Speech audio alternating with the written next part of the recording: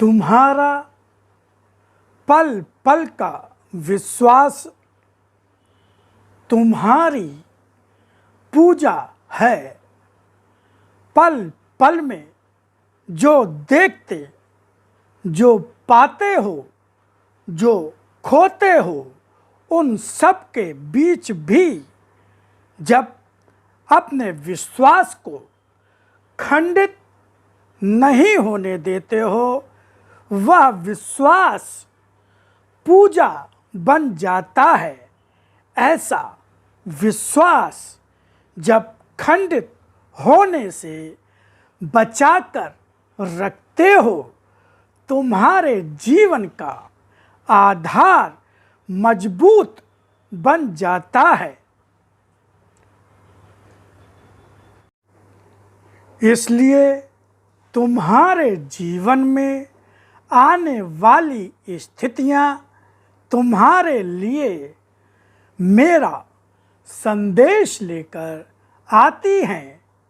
मेरे संदेश को वही पढ़ पाता है जो मुझे जानता है। जो मुझे जानता ही नहीं, वह मेरे संदेश को कहाँ पढ़ पाता है। गुरुर् ब्रह्मा गुरुर्विष्णु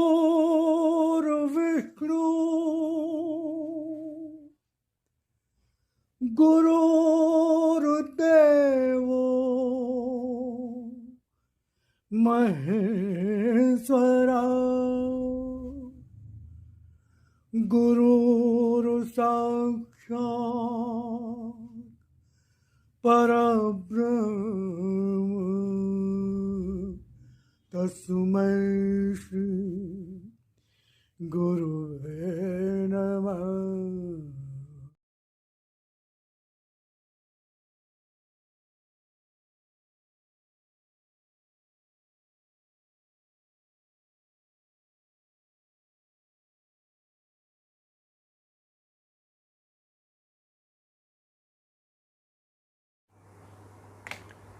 तुम्हारा पल पल का विश्वास तुम्हारी पूजा है।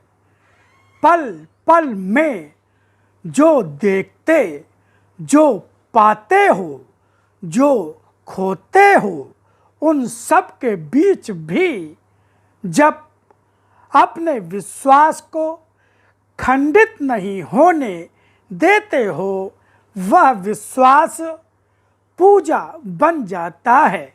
ऐसा विश्वास जब खंडित होने से बचाकर रखते हो, तुम्हारे जीवन का मजबूत आधार बन जाता है। जीवन का आधार मजबूत हो, वही जीवन संसार में स्थायित्व पाता है। वही जीवन संसार की आसुरी शक्तियों से लड़ पाता है।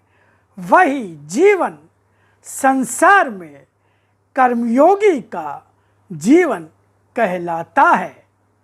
हर पल विश्वास को तोड़ने वाली स्थितियां सामने आती ही रहती हैं।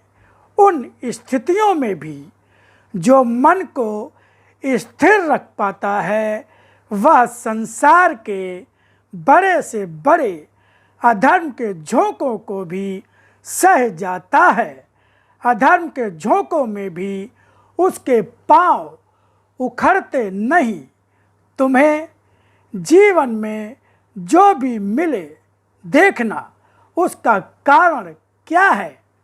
वह सुख मिले या दुख मिले, रोग मिले या पीड़ा मिले, यह भी हो सकता है कि बहुत बड़े ही संघर्ष तुम्हारे सामने आ जाएं, मगर उन सभी में कारण खोजना, उनका यथार्थ पकड़ने की कोशिश करना, क्योंकि हमेशा ही यथार्थ वह नहीं होता जो दिखाई देता है। यथार्थ ही तुम्हारे लिए सब कुछ होगा।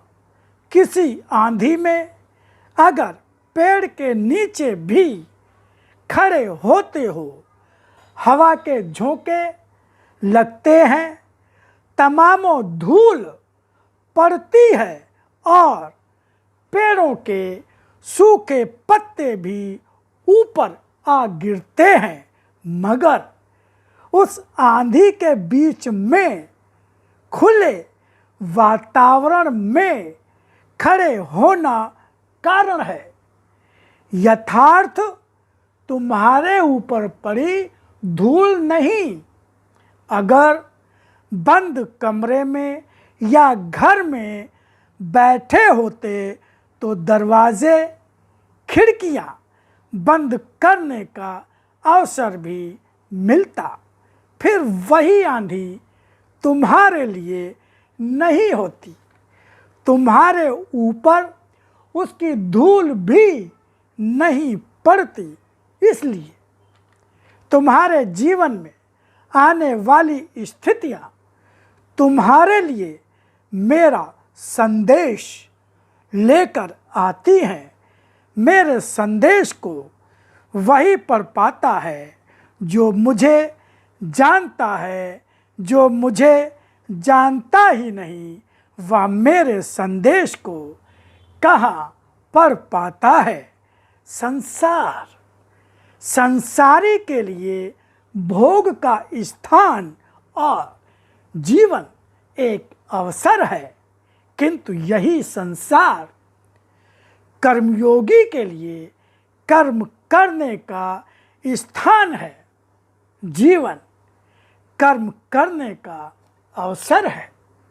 जियो तुम मेरे लिए, कर्म भी करो मेरे लिए। मैंने तुम्हें यह शरीर कर्म करने के लिए ही दिया है। वे कर्म जो असत्य और अधर्म को मिटा सकें। तुम्हारे कर्मों को पूजा के रूप में स्वीकार किया है मैंने। तुम्हारा जीवन मेरी पूजा की थाली जैसा ही है, जिसकी हर सांस में मेरी पूजा की सुगंध है।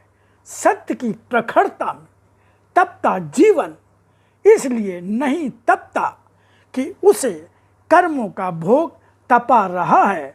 उसका जीवन तपता है इसलिए कि शरीर जो असत्य ही होता है, उसे सत्य की प्रखरता तपाकर सुंदर से सुंदरतम रूप देती है।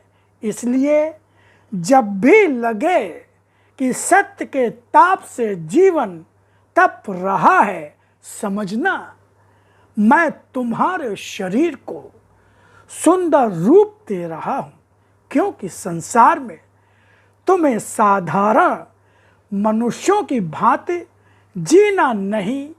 मनुष्य के शरीर में मेरी अवतरित चेतना का परिचय देता है। जीवन अगर तपता है, तपने दो। यह ताप तो मेरी उपस्थिति का परिचय है।